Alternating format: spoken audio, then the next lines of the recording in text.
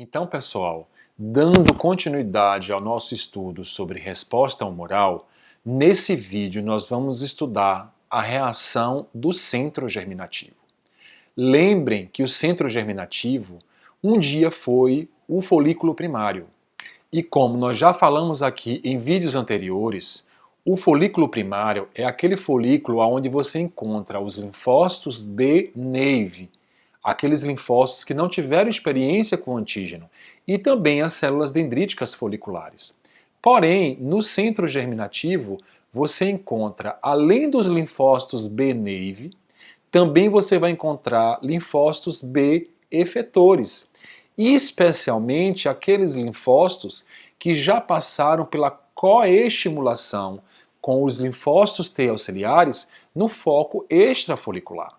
Reparem que a formação do foco extrafolicular é um evento que precede as reações do centro germinativo. E os processos que ocorrem no foco extrafolicular, por exemplo, a coestimulação entre os linfócitos B e os linfócitos T, a estimulação com o CD40 e a produção de citocinas vão influenciar na formação do centro germinativo. E esse termo, reação do centro germinativo, ele foi cunhado porque o linfócito B ele passa por um processo de diversificação genética que nós conhecemos como hipermutação somática. E a hipermutação somática, ela faz parte do processo de maturação de afinidade, que é o aumento da especificidade que o linfócito B ganha frente ao antígeno. Além disso, dentro do centro germinativo também ocorre a troca de isotipo. Nós já falamos sobre isso em vídeos anteriores. A troca de isotipo é a mudança do IgM para IgG ou para IgA ou para IgE. Também vai ocorrer a geração de plasmócitos de vida longa e a produção de células B de memória. Bom, como vocês podem ver nessa figura, todo o processo da reação do centro germinativo tem início no foco extrafolicular, quando alguns clones ou apenas um clone de linfócito B previamente ativado, que já passou pela coestimulação com o linfócito T, eles migram juntamente com o linfócito T auxiliar para dentro do folículo primário, atraídos pelas quimiocinas produzidas pela célula dendrítica folicular. E dentro do folículo primário, esses clones de linfócito B começam a sofrer uma alta atividade mitótica, formando assim o centro germinativo. Bom, nessas imagens, nós podemos observar que são duas fotos feitas em microscopia óptica, sendo que esta aqui ela é feita com microscopia de fluorescência. Nós conseguimos enxergar três regiões claramente distintas. A primeira região ela é chamada de zona escura. Nessa zona escura, que é esse pedaço aqui e esse espaço aqui alaranjado na foto de fluorescência, é a região onde aqueles clones que saíram do foco extrafolicular estão sofrendo uma alta taxa de divisão celular, uma alta taxa mitótica e sofrendo também o que nós chamamos e o que nós já falamos sobre hipermutação somática, que é um processo que faz parte da maturação de afinidade. A segunda região é chamada de zona clara, que é esse espaço aqui que você está vendo em verde na foto de fluorescência e esse espaço mais clarinho aqui em cima, tá vendo? Olha, essa zona clara ela é caracterizada como uma região de seleção dos clones. Eu vou estar explicando esse passo um pouco mais para frente em detalhes, tá? E nesta zona clara é onde se encontram as células dendríticas foliculares e as células T auxiliares foliculares. E uma outra região, a terceira, chamada zona do manto, que não faz parte do centro germinativo, e aonde se encontram, por exemplo, os linfócitos B-Nave, aqueles linfócitos que não foram inicialmente selecionados pelos antígenos. Bom, nesta figura esquemática você consegue ver melhor aquelas zonas que eu expliquei anteriormente. Então aqui inicialmente você tem a formação do foco extrafolicular, alguns clones de linfócito B migram para dentro do folículo, inicialmente folículo primário, então você vai ter esses clones, ou somente um clone, sofre alta atividade mitótica e o que nós chamamos também de hipermutação somática, que faz parte do processo de maturação de afinidade, caracterizando assim a zona escura.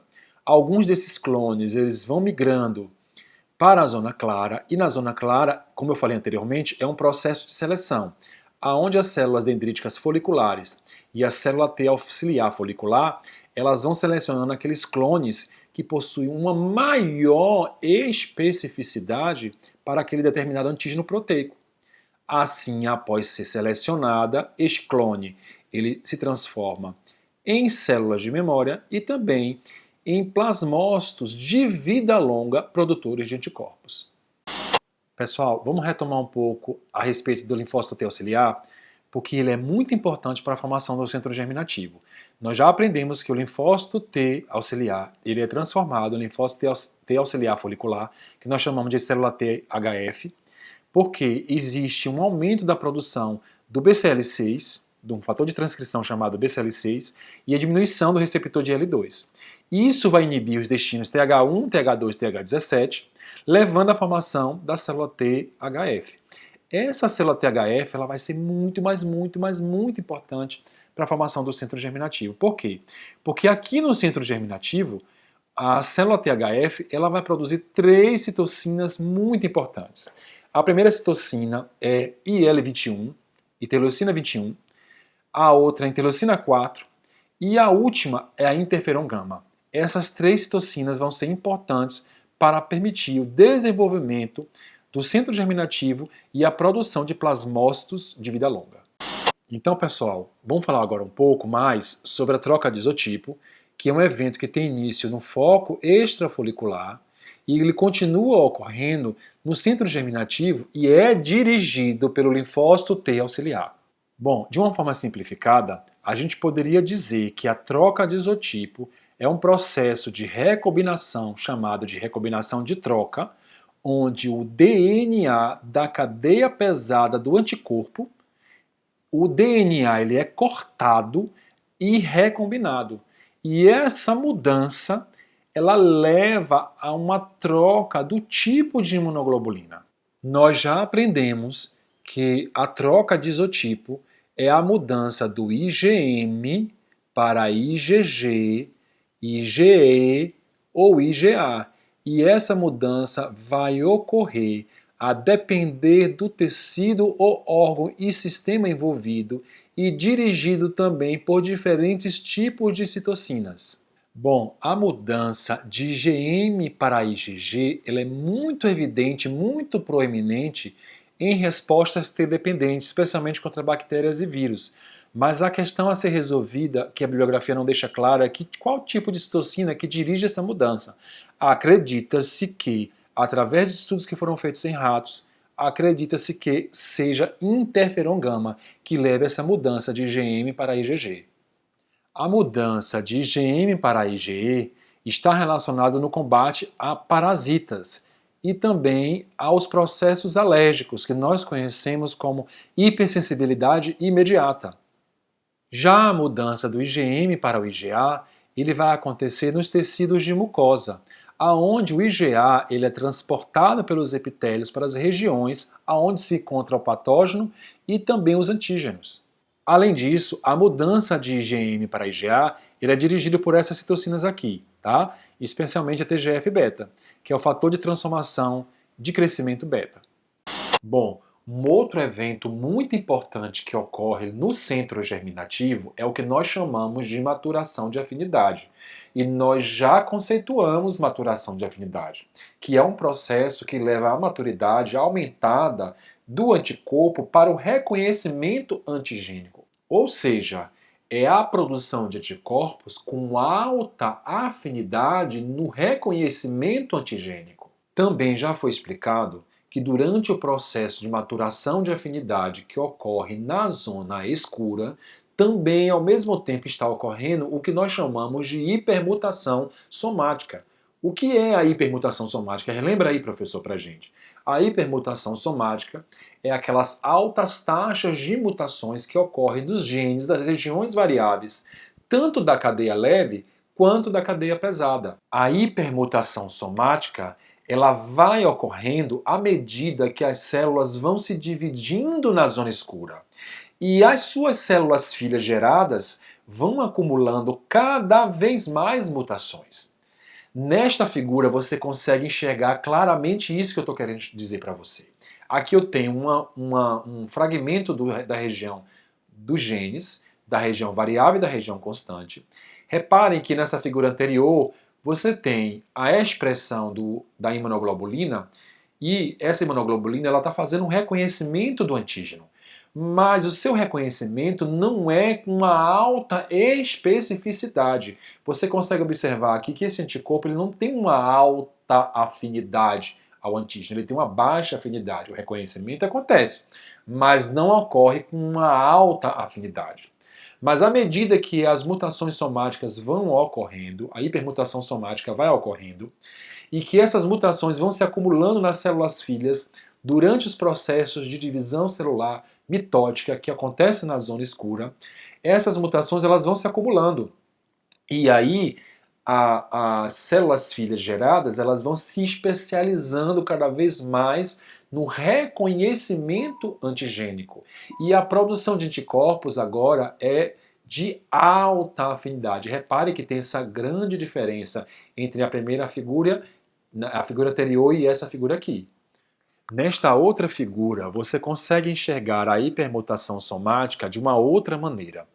Esta figura, ou este gráfico, ele é chamado de hibridoma. Um hibridoma é um gráfico em que você consegue enxergar as mutações dos genes em questão. Neste caso, nós estamos avaliando as mutações das regiões variáveis, da região variável da cadeia pesada, e também da região dos genes envolvidos da região variável da cadeia leve.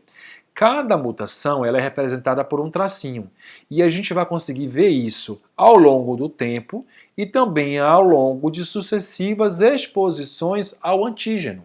Avaliando o hibridoma ao longo do tempo, então você observa aqui nessa coluna onde estou apontando, no dia 7, após 7 dias da exposição do antígeno, nós não conseguimos enxergar muitas mutações, está vendo esse tracinho? Muitas mutações nos genes envolvidos das regiões variáveis da cadeia pesada e da cadeia leve da imunoglobulina em questão. Mas ao passar 14 dias da exposição do antígeno, nós já enxergamos muitas mutações que ocorreram nesses genes. Isso já permite entender que aqui os clones gerados já vão produzir imunoglobulinas com maior afinidade ao antígeno. Agora, observando em relação a sucessivas exposições ao antígeno, numa exposição secundária, você tem um acúmulo muito grande de mutações. E numa exposição terciária, você tem um acúmulo muito maior de mutações. Então, observando esses dois gráficos, a gente pode tirar uma conclusão inicial aqui. Qual conclusão, professor? Que a maturação de afinidade é um evento muito importante e este evento ele deve ocorrer para permitir com que os linfócitos B produzam anticorpos com alta afinidade, ou seja, com alta especificidade no reconhecimento antigênico. Bom, a etapa final da maturação de afinidade é a seleção de clones com alta afinidade, ou seja, com alta especificidade para o antígeno em questão. Isto vai acontecer na zona clara. Na zona clara também já foi explicado que existe lá as células dendríticas foliculares e o linfócito T auxiliar. E essas células vão ser responsáveis em fazer a seleção destes clones. Aqueles clones que não possuem uma alta afinidade, uma alta especificidade para o determinado antígeno, ou seja, não produzem imunoglobulinas com alta especificidade, elas serão destruídas, elas não sobreviverão. Mas somente os clones que estão produtores de imunoglobulinas com alta afinidade, estas sobreviverão e estas células serão usadas para a produção de plasmócitos de vida longa e células B de memória.